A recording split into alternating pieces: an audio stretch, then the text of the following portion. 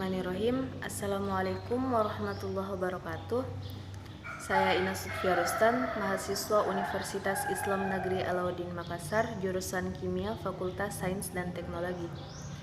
Jadi video ini saya buat sebagai tugas mata kuliah Bahasa Indonesia dari dosen saya. Langsung saja, di sini saya akan menjelaskan apa itu diksi.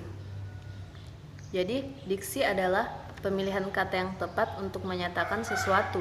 Diksi merupakan ketepatan pilihan kata dan menjadi salah satu unsur yang sangat penting, baik itu dalam dunia tulis-menulis maupun dalam dunia tutur kata yang digunakan sehari-hari. Istilah diksi tidak hanya digunakan untuk menyatakan kata-kata mana yang dipakai untuk mengungkapkan suatu ide atau gagasan, tetapi juga meliputi persoalan frasa, gaya bahasa, dan ungkapan. Penggunaan ketepatan kata dipengaruhi oleh kemampuan penggunaan bahasa yang terkait dengan kemampuan mengetahui, memahami, menguasai, dan menggunakan sejumlah kosakata secara aktif yang dapat mengungkapkan gagasan secara tepat sehingga mampu mengomunikasikannya secara aktif kepada pembaca atau pendengar.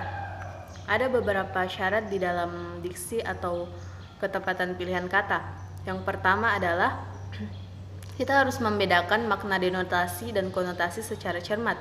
Denotasi yaitu kata yang bermakna lugas dan tidak bermakna ganda, sedangkan konotasi dapat menimbulkan makna yang bermacam-macam.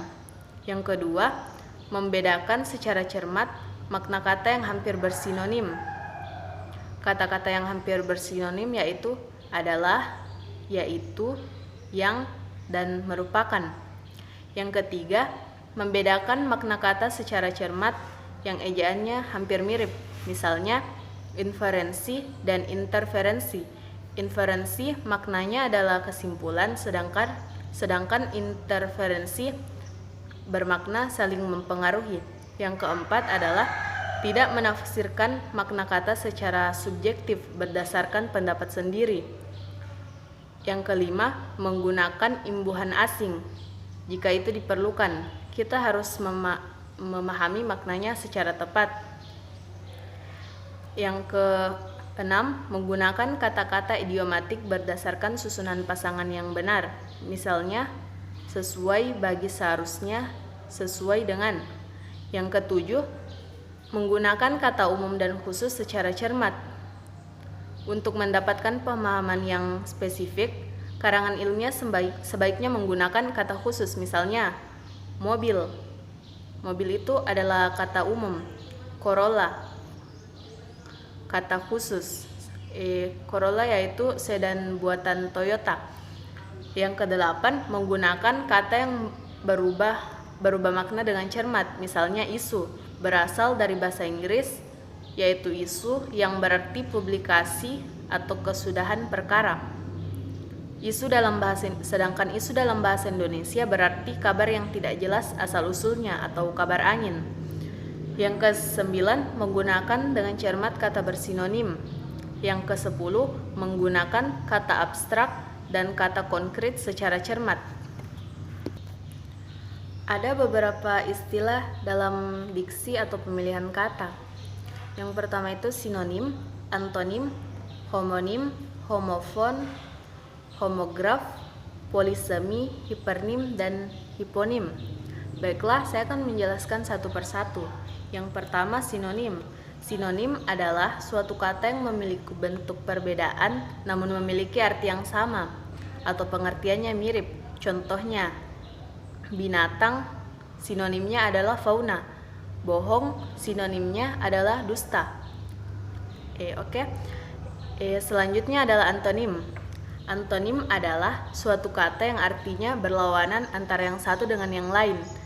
Contohnya yaitu keras lawannya lembek, naik lawannya turun, kaya lawan katanya miskin. Selanjutnya adalah homonim. Homonim adalah suatu kata yang memiliki makna yang berbeda tetapi lafal atau ejaannya sama. Contohnya yaitu penggunaan kata amplop. Untuk mengirim surat kepada Bapak Presiden, kita harus menggunakan amplop. Itu adalah kalimat pertama. Amplop dalam kalimat itu bermakna amplop surat biasa. Baiklah, kata kedua yaitu agar bisa diterima menjadi PNS, ia memberi amplop kepada para pejabat. Amplop dalam kalimat tersebut bermakna sogokan atau pelicin. Selanjutnya adalah polisemi. Polisemi adalah kata-kata yang memiliki makna atau arti lebih dari satu. Ya, banyak komponen konsep dalam pemaknaan suatu kata. Satu kata seperti kepala dapat diartikan bermacam-macam, walaupun arti utama kepala adalah bagian tubuh manusia yang ada di atas leher. Contohnya adalah guru yang dulunya pernah menderita cacat mental itu sekarang menjadi kepala sekolah. Di sini kata kepala berarti atasan. Ya, kita beralih ke yang terakhir yaitu hipernim. Hipernim adalah kata-kata yang mewakili banyak kata lain. Kata hipernim dapat menjadi kata umum dari penyebutan kata-kata lainnya. Sedangkan hiponim adalah kata-kata yang terwakili artinya oleh kata hipernim. Umumnya kata-kata hipernim adalah suatu kategori yang hiponim merupakan anggota dari hipernim. Contohnya adalah hipernim hantu, hiponimnya pocong, hipernimnya ikan, hiponimnya itu lumba-lumba, tenggiri, hiu. Misalnya hipernimnya odol, hiponimnya pepsoden, ciptaden, siwak.